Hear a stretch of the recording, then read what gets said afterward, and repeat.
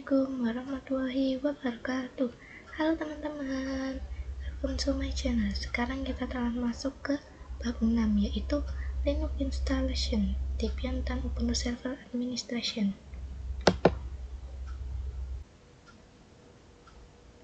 Pada Linux Installation, kita akan belajar tentang download install VirtualBox, install Debian, dan juga install Ubuntu. VirtualBox merupakan platform virtual mesin yang mana banyak platform virtual mesin seperti VMware Workstation dan platform lainnya.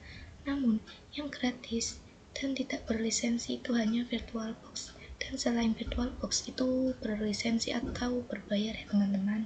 VirtualBox sendiri memiliki fitur yang sederhana dan sesuai dengan kebutuhan. Dan apa sih virtual mesin itu? Virtual mesin adalah suatu software yang digunakan untuk membuat komputer di dalam komputer. Jadi, pada laptop saya bisa membuat server atau router dan lain-lain. Jadi, virtual mesin merupakan software yang digunakan untuk media pembelajaran. Jadi, misalkan teman-teman mau belajar mengkonfigurasi server dan lain-lain, teman-teman tidak harus langsung beli servernya, tapi teman-teman bisa belajar dulu melalui virtual mesin atau VirtualBox ini. Untuk download VirtualBox-nya itu di virtualbox.org. Kita bisa langsung saja ke Chrome. Oke teman-teman, di sini saya akan download VirtualBox versi 7.0.20. Di sini ada banyak pilihan OS ya teman-teman. Pakai Windows teman-teman bisa klik yang ini, jika macOS bisa klik yang ini, dan jika Linux bisa klik yang ini. Memang masih banyak lagi ya teman-teman. Di sini karena saya menggunakan Windows, saya akan klik yang ini. Lalu di sini akan otomatis mendownload. Di sini karena saya sudah pernah mendownload, saya tidak akan mendownloadnya ya teman-teman. Jika teman-teman ingin mendownload VirtualBox versi 6, teman-teman bisa langsung klik saja VirtualBox 6, lalu teman-teman bisa klik. Oke, di sini saya akan download VirtualBox versi 6.1.50. Di sini ada pilihan OS yang teman-teman gunakan ya, karena di sini saya menggunakan Windows, saya klik yang ini. Nanti ini juga akan sama otomatis terdownload ya. Lalu saya cancel saja karena sudah pernah mendownloadnya. Kita masuk ke materi selanjutnya, yaitu install Debian, yang mana pada sebelumnya kita sudah menginstal yang namanya VirtualBox, yang mana ini sebagai software penampungan virtual mesin kita. Di dalam VirtualBox kita akan menginstal virtual mesin yang akan kita butuhkan dalam materi Debian dan Ubuntu Server Administration, yaitu Debian dan Ubuntu. Nah, kenapa saya pilih Debian dan juga Ubuntu? Karena terdapat perbedaan pada konfigurasinya. Jika teman-teman konfigurasi server pada lapangan dan terdapat OS Debian atau Ubuntu, jadi teman-teman tahu bedanya di mana, karena Debian dan Ubuntu memiliki fitur yang berbeda pada beberapa konfigurasi. Jadi, Debian itu merupakan salah satu OS Linux dan tampilannya kurang lebih sama dengan Ubuntu atau pada video-video sebelumnya ya teman-teman. Oke teman-teman, di sini saya akan install Debian terlebih dahulu di Chrome dengan ketik download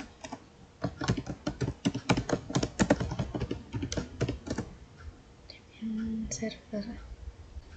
Oke, lalu kita scroll ke bawah, lalu kita pilih yang HTTP atau FTP. Kita scroll, lalu kita pilih yang DVD atau versi full dari OS-nya yang akan kita install, dan pilih AMD 64.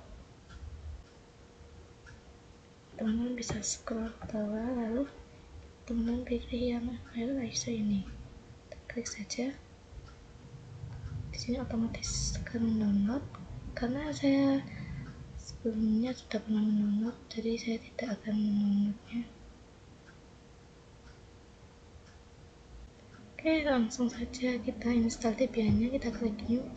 Lalu di sini saya akan kasih nama Debian server. Untuk namanya opsional ya teman-teman. Untuk type-nya Linux dan untuk versionnya itu Debian 64 bit. Lalu kita next. Untuk memorinya kita next saja. Lalu pilih create a virtual hard disk now. Create, lalu kita next.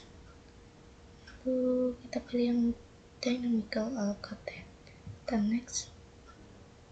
Kita create. Lalu kita start.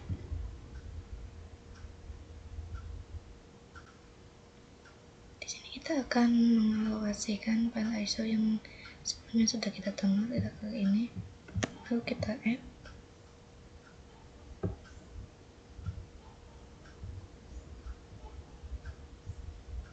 Lalu kita open.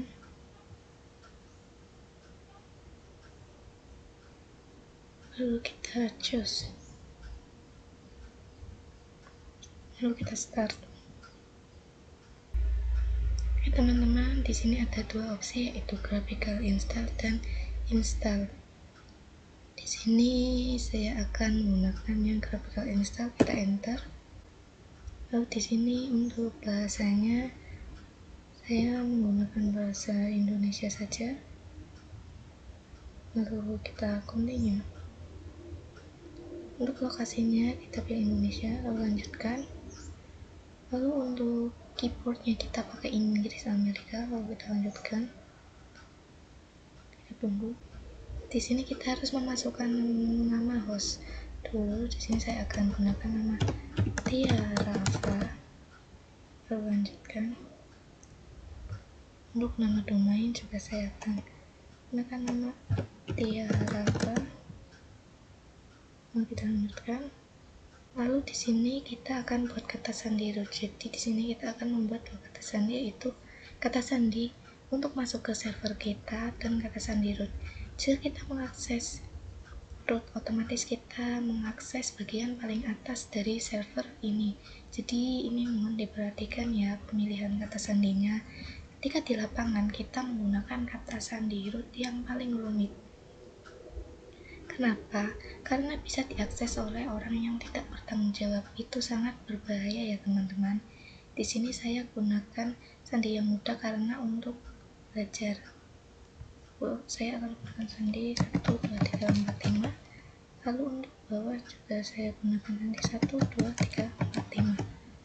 Lalu kita lanjutkan.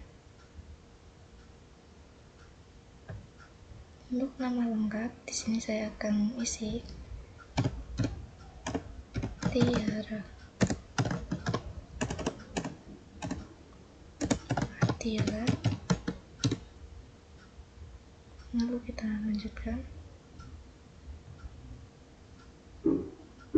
Untuk nama akunnya saya akan beri nama Tiarafa. Lalu kita lanjutkan. Nah, ini tuh sandi untuk masuk ke server. Biasanya ketika kita baru running server itu diharuskan untuk memasukkan kata sandi terlebih dahulu. Di sini karena untuk belajar saya akan menggunakan kata sandi yang sama seperti yang root, yaitu 1, 2, 3, 4, 5. Ini juga 1, 2, 3, 4, 5.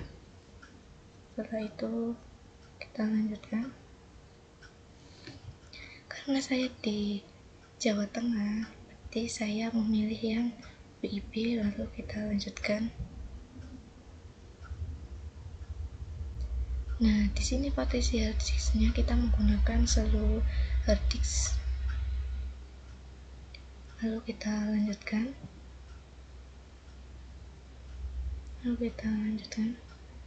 Di sini kita pilih yang disarankan untuk pemula saja ya, yaitu semua berkas di satu partisi. Lalu kita lanjutkan. Di sini ada opsi kita akan mempartisi hard disknya atau tidak. Jika Anda melakukan perubahan yang tertulis di bawah ini akan ditulis ke hard disk. Bila tidak, Anda dapat melakukan perubahan secara manual. Di Di sini saya akan coba pilih ya.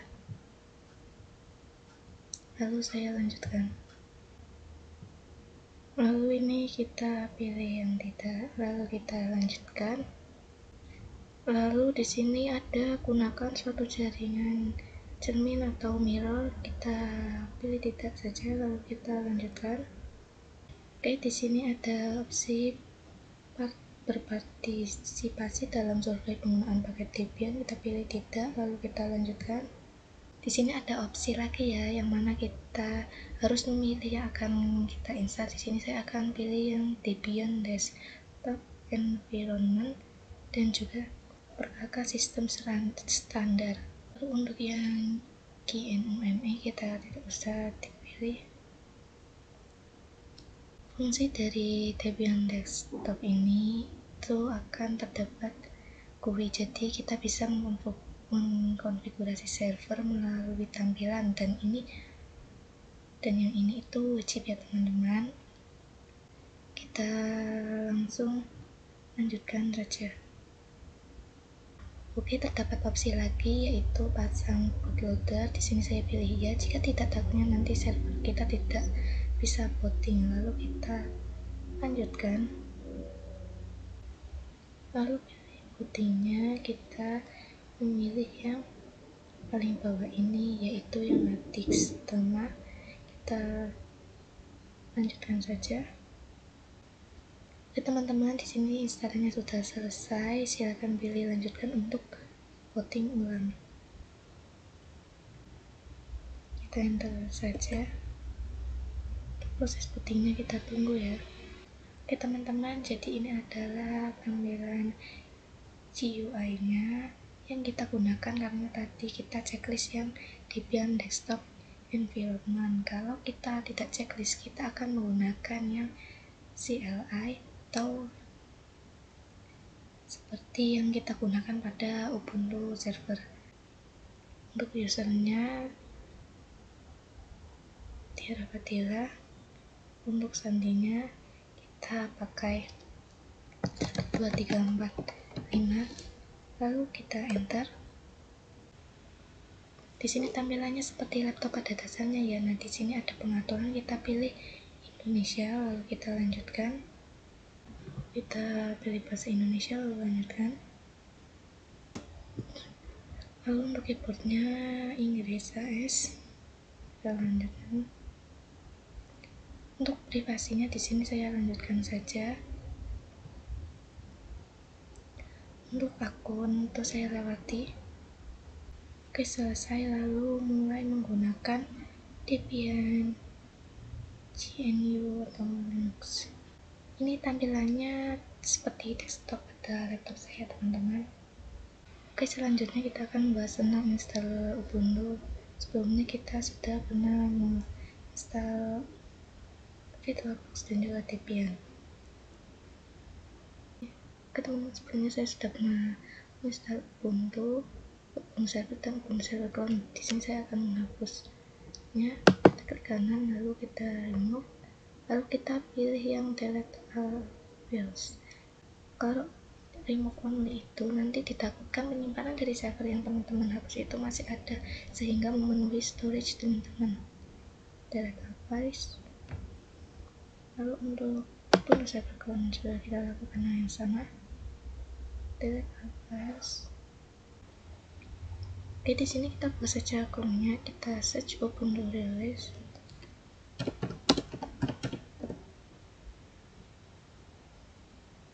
Lalu kita pilih yang paling atas.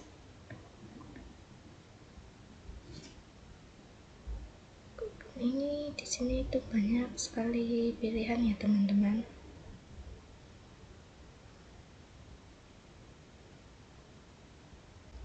Kita di sini akan pilih yang Ubuntu 22.04.4 Jimmy Kiribis. Nah, ini yang terbaru, klik. Kita scroll. Karena di sini kita akan mendownload yang Ubuntu server, maka kita pilih yang server install image. Kita klik ini.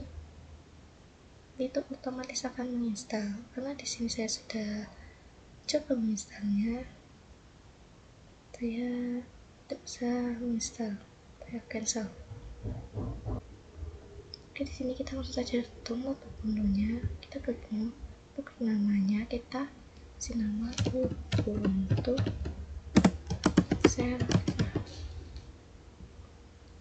Ini untuk type-nya Linux dan untuk versinya itu Ubuntu 64-bit. Kita next.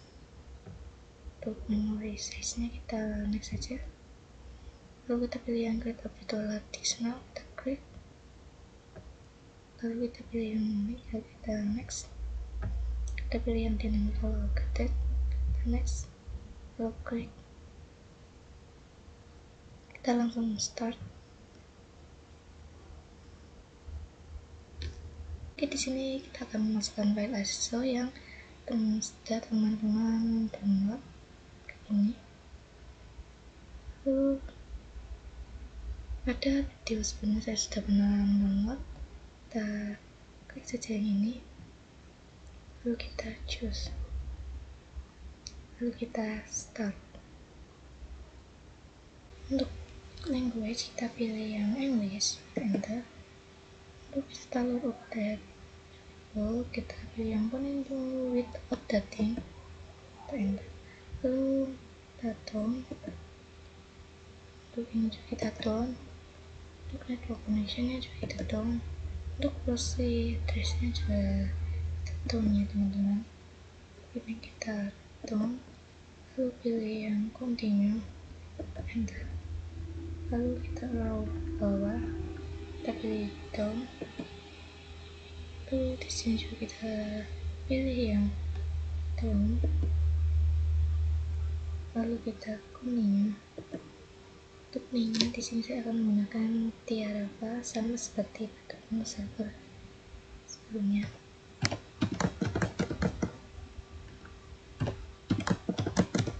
Untuk server name-nya juga Tiarava, username-nya juga Tiarava. Untuk passwordnya saya akan samain sama Ubuntu server yang sebelumnya 2345 untuk memudahkan ya teman-teman. Jika sama kita down, lalu kita continue, kita enter biar muncul tanda X nya, lalu kita down, kita down lagi, kita tunggu ya teman-teman instalasinya. Oke teman-teman, lalu di sini pilih yang cancel update dan reboot, enter. Lalu kita enter saja. Teman-teman di sini bisa login terlebih dahulu. Kita enter, masukkan passwordnya. Oke, sudah bisa ya teman-teman. Jadi untuk pembahasan tentang link installation cukup sampai di sini. Terima kasih. Wassalamualaikum warahmatullahi wabarakatuh.